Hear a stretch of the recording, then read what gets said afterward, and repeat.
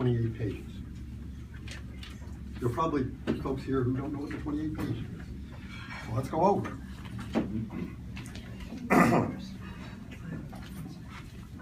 Oh, wait a moment.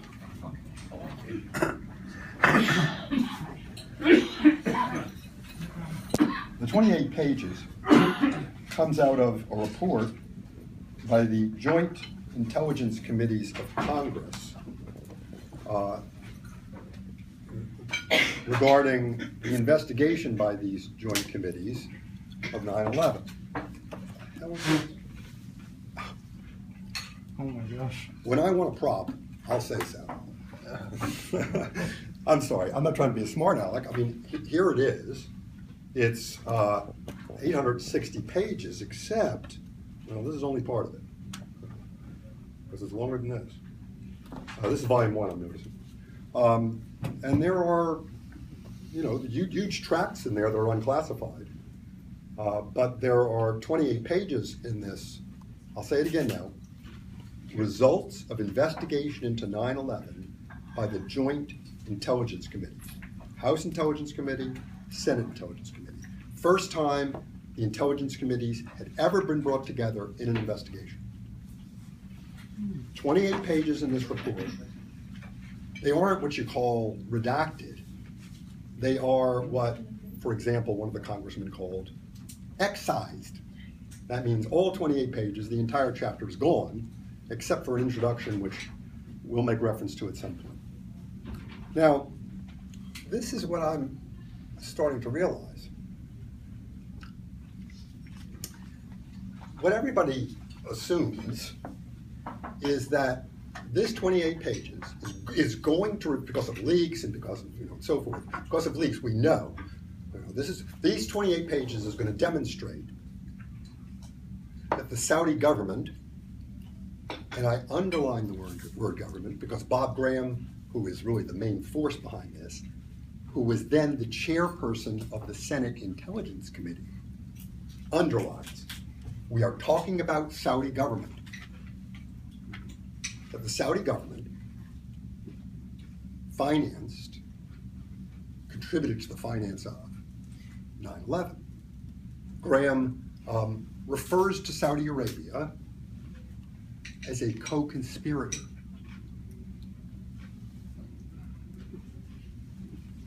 Now, what I've discovered is that that profound fact is in the unclassified portion. It's in the unclassified portion. They're not really telling us what's in the 28 pages. But every once in a while, they reflect that they are, a word I hear used is explosive. So it's interesting. This is not, I'm going to use the word just, about Saudi Arabian financing of 9/11. But before we go past that, let's stop and examine what it is to show that the Saudi Arabian government was financing 9/11.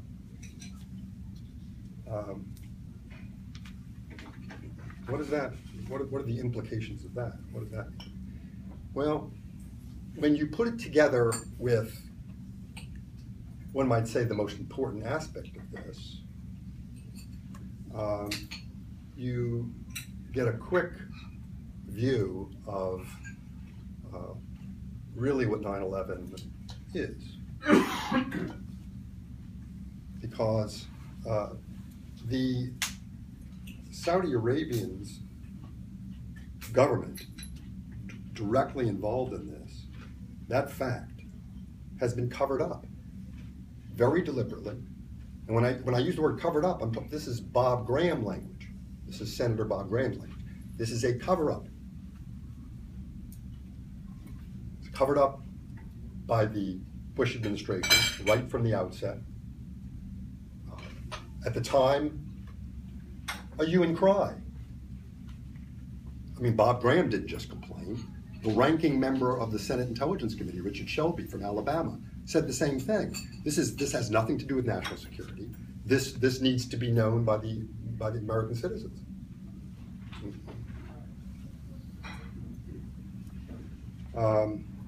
46 senators signed a letter addressed to President Bush demanding the release of these 28 pages. That was in 2003. Those 46 senators included then Senator Biden, then Senator Kerry, then Senator Clinton. We will not find them supporting the release of the 28 pages at this point. No, indeed. No, indeed. What Bob Graham does not, shall we say, launch himself into an exposition of the full truth. He's pushing the boundaries all the time, and it's taken him a while to figure it out. But he knows enough now to present it as follows. Too bad he's not here to do it himself. Why would they cover this up? He asks it over and over again, every which way. He had a convoluted answer back in 2005, wrote a novel. Forget about that. He knows better. He knows better. Yeah, he certainly does know better. And if you look at what he's saying, I mean, let's move over to this. We had 46 senators in 2003, and then attention obviously was waylaid. It's not until 2013 that a Republican by the name of Walter Jones from North Carolina introduces a resolution, then H.R. 428, today H.R. 14. It urges the president to declassify. And at one point he had 25 co-signers. For H.R. 14, he now has 18 co-signers. But they are Democrat and Republican alike. And there is no doubt in my mind that Walter Jones knows not only that the Saudi Arabian government is directly involved, but that so is ours. You know, there's been a movement in this country, mainstream's ignored it. It's, I would say, a pretty vital movement, as movements go in this day and age. It goes sometimes by the name of 9/11 Truth. Now, 9/11 Truth hasn't figured out a way to actually influence how power is exerted. But the one thing it has accomplished is it's gotten the word out. It's gotten the word out that you can lift the veil on the official account of 9/11 a half an inch in any of a whole lot of areas, and it falls apart. This is a sloppy job.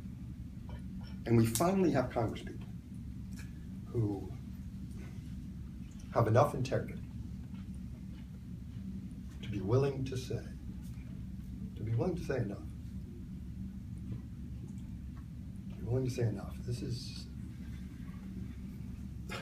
when they stand up, listen to me now, when they stand up and they say, we've read these 28 pages,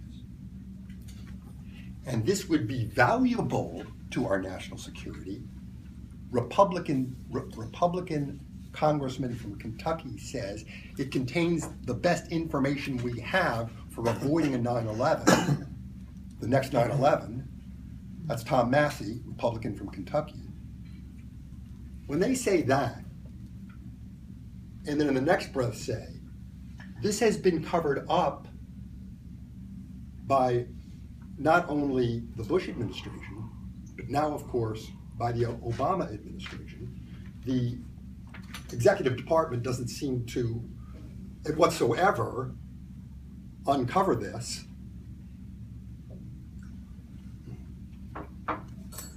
We're looking at a force that acts regardless of political party. And it is covering up, for one thing, on its face.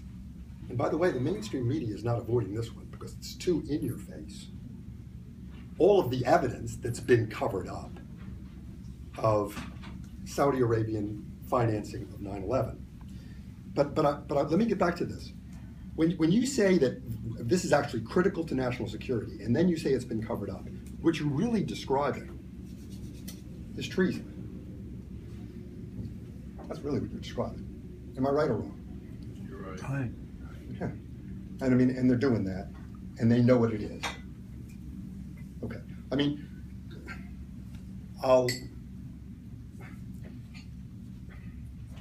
it comes out during the June 2 press conference that this Saudi money financing the hijackers of 9/11 is mostly coming through the embassy of Saudi Arabia. This is now leading up to 9/11. The ambassador from Saudi Arabia at the time was Prince Bandar bin Sultan. Prince Bandar bin Sultan being identified as central financier of 9/11 is otherwise known as Bandar Bush because he is viewed as a member of the Bush family by the members of the Bush family now, at that point, for decades.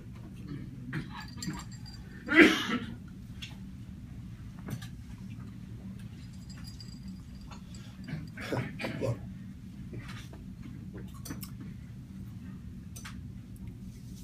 Prince Bandar was the bagman in Iran-Contra. It's the same guy. Hey, does everybody remember Iran-Contra? Yeah. Oh, yes. I mean, it's the occasion for the coining of the phrase shadow government. George H.W. Bush's control of it is unmistakable. What were we just talking about with the Contras? Bandar Bush. Pardon me? Bandar Bush. Well, yeah, but Bandar Bush is the one, as a part of this Iran-Contra proceeding. He's literally the one who is moving money to the Contras and arms to Iran. That's literally his role. He admits it. Okay, now, am I putting two and two together here or not? Yeah. I'm asking the folks who are assembled here. Sounds like Yes. And see, I mean, this fact about Bandar Bush, I mean, it was spoken at the press conference. I'm kind of we're in the National Press Club, so I have to describe how Bloomberg News reported on the June 2 press conference. The subtitle was, "Conspiracy Theorists Crash Rand Paul's Big Announcement." The big announcement of introducing declassification of 28 pages. And really, this conspiracy theorist label that is supposed to, of course, immediately demonstrate absence of credibility is about the fact that a chief financier of 9/11 is, for the want of slightly oversimplifying, a member of the Bush crime family. Now, and they know it, and they know they are stepping out on a limb, and that the label conspiracy theory is still, because of a conspiracy in mass media, a knockout. But they come close. Now, I want to say a little more because I feel like the detective here a little bit. After all, it's my job. You invited me to talk about this, so I'm looking at this as closely as I can. This is what I'm saying. I'll repeat, the unclassified parts already tell us about the Saudi Arabian financing, and they mention Prince Bandar by name. So what else is there here? And I'm listening. Now this is what comes out of Jones' mouth at one point and Graham's mouth at another. Okay? We're not talking about just one foreign government. We're talking about foreign governments. Plural a bunch of times. And we're also talking about, and they say it, domestic agencies. Now that could mean any of a number of things, but one thing they are very clear about, this is how Graham puts it. The FBI has not just been covering up. It has, on this particular area of things that we're talking about, financing of 9/11, it has not just been covering up. It has been engaging in very deliberate distortion and very deliberate distortion. What was the word? Fabrication. One of those words he used. That's what he says the FBI is up to in this. And you know, I've got to, you know, it's funny. The last time I spoke here last year, I remember I brought a book by Professor McQueen, and it was such a central book to the talk that I gave about anthrax last year. It just come out, and I have to recommend the book again because it really does kind of deepen the understanding of the anthrax attacks. But today's book, I want to draw attention to is The Big Bamboozle, Philip Marshall. You know, 7 months after this came out, according to the official account, Philip Marshall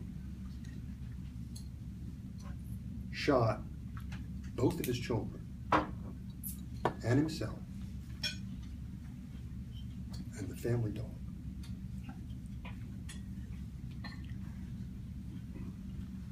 No, he didn't. Allegedly shot. Well, look, I'm yes, allegedly shot. In fact, let me put it this way. I was at the presentation that Wayne Madsen gave in this room about the week he spent in Calaveras County analyzing the Philip Marshall case. And I mean, Wayne comes back for all kinds of reasons we could spend some time discussing. It's up to you. And says, this is 100% black op hit. Of course it is. All you have to do is look at the book. I mean, as soon as I saw that, I said, okay, Amazon.com, what's the last book he wrote? Now this is supposed to be all about what he's about to write, and I'm sure he was about to write. One of the reasons he gets it,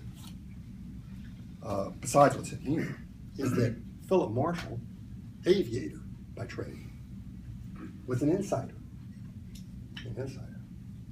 He's flying with Barry Seal during Iran-Contra. Understand? He's moving arms and he's moving drugs. He doesn't know. He's not in it as deep as Barry Seal is, but you know, it's not like he doesn't know either. That's part of his. So he's an insider. He knows a lot of stuff like that. He knows about who he's writing of, and it's probably one of the reasons they get him. That's probably one of the reasons. But this lays it out. Well, let me make the point. Comes out in 2012. Not much attention. Some people take issue with the fact that he's got this theory about how they managed to train the hijackers. I don't want to get off on that. It's a weak part of this book. Very weak. But what else he does, and primarily what he does in this book, is he focuses on this report. He picks out all the unclassified parts that they hid in the 800 pages. And so, you know, that's what you'll read, and it's already, you know, a matter of record. The Saudi Arabian government is directly involved in working with these people. I mean, not just financing, but logistically. We've got we've got Saudi intelligence working on this. Look, and they're proxies. All right, so I'll tell you what. I want to pause for a moment. You know, the last time I was here, I began by saying